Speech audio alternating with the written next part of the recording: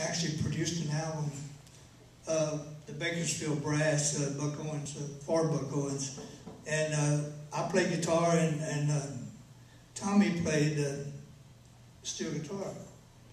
So he was the original guy that played on all the Buck Owens records.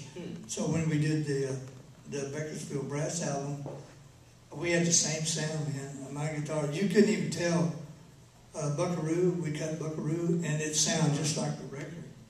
It was just amazing. And Tommy played the same solo he did on the original record. But that sound back then, more highs and everything. But you sort of grow out of that after a while. And when you're playing with different artists too, your tone is very important, you know. And you won't use the same tone on every artist, all the records. Every record's different. And I played on records nobody had any idea it was me. You know, playing on jazz or all that stuff. But Don Randy, you know, and we did Norwegian Wood and all that stuff, you know. And I played dobro. Don loves dobro. But you know, there's just so much. I mean, there's so many things to deal with when it comes to music, but I got to tell you, the most important thing is feeling. It's what music's all about. It's a feel, and I could show every one of you guys a guitar lick, and every one of you would play it different. But that's good, you know, because you want to take a lick from me or Jason or whoever and play it your way. Because it's not going to sound right if you try to copy exactly what we do. It's different. And so you have to create your own feel for what you do. And that's the most important. And I learned a long time ago, it's not how fast you play, it's not how much you play, but it's what you play and where you play it. That's the most important thing. And sometimes it's playing nothing. Very important.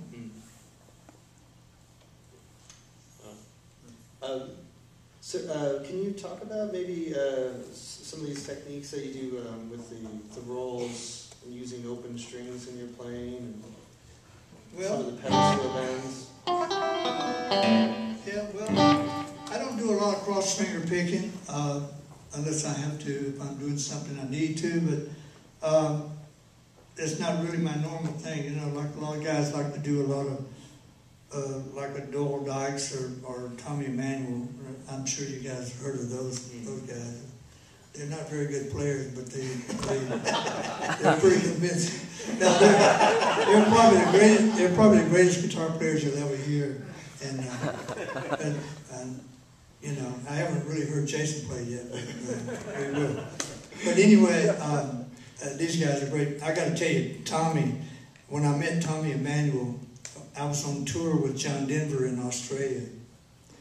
And so I meet this guy, and I said, what do you do? He said, I play guitar. I said, really? He said, yeah, I'm Tommy Emmanuel. And so we're talking, and come to find out, he's opening for us, John Denver. He's our opening act. So one guy walks out in front of 30,000 people and blows them away. And I said, wow, this guy, he's fantastic. But Tommy is incredible. He's from another planet. We got planet Casper back here. And Tommy Emmanuel is definitely from another planet. This guy, I mean, as many times as that you can see him play, he'll blow you away every time. He'll do something different every time. It's just a killer. And but anyway, he was the opening act, and he called me. We were in Australia, at Sydney. He called me. He said, "I'm going to a TV show tomorrow. Would you come play guitar with me?" I said, "Well, I don't know. I got the day off. You know, everybody's shopping." He said, "Well, no, man, come on, do it." So I decided to go play, and it was with a country singer in Australia. So Tommy was playing Strat, and I was playing my telly. Anyway, in walks John Denver. And John's on a TV show that morning. They're going to interview him.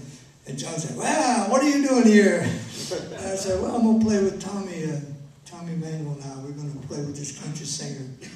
And that was a great country song, man. And we got a chance to swap guitar solo licks. You know, he'd play the first 8, and I'd play the second 8. It was rocking, man. We was blowing him away. We had so much fun, but boy, this guy, I got to tell you, he's a wonderful, incredible player, and just a great, great person. And Doyle Dykes is another guy. You know, these guys, they just sound like 5 guys playing at once. They don't need a band. Forget it. You know, they're flying fingers, and they're beating on the wood. They're playing drums and bass and everything. So they got it all covered. Anyway, where were we? When did you start playing with John Denver? John Denver was right after Elvis. I did a TV show with John 2 months before Elvis passed away, and it was a great show. Roger Miller, Ben Campbell. It was a big lineup. Mary Kay plays, Johnny Cash, and it was a great show. And John came back after we cut the music and did the show. Came back and he gave me a belt buckle with a silver belt with a silver buckle, autographed to me and everything. So he said, "I'm going to Europe pretty soon. Would you want to come and play guitar with me on this trip?" I said, "Well, sure, I'd like to if we're not out working with Elvis." Well, unfortunately, in August, Elvis had passed away. And I was at the funeral in Memphis, and when I got back to L.A., I had all these calls on my phone. So John called, Jerry Weintraub was managing John, and I had all these phone calls on my answering machine, and John said, "Well, I'm doing an album, won't you come in the studio and cut an album?" So I did. I went in. That was the beginning of John Denver, and that lasted about 20 years. He was a great guy to work with. He could walk out and just put the people in the palm of his hand. And, you know, he had a story behind every song that he's written, you know. And his music was very precise. I mean, you don't dare jump into something that doesn't fit a song. I mean, you got it's very, very touchy music, you know. Very sincere, but he was a great guy to work with, and he wasn't really hard to work with. It was just that everything had to be just so. You know, you can't be too loud. You know, everything's got to be just right. And was that around the same time that you were playing on Graham Parsons' record and Emmylou Harris's first couple records there? No, I was working with Elvis. That was with Elvis. I had a phone call. Well, I played on the Byrds record, you know, that's when I met Graham. And so one day I get a phone call from Merle Haggard.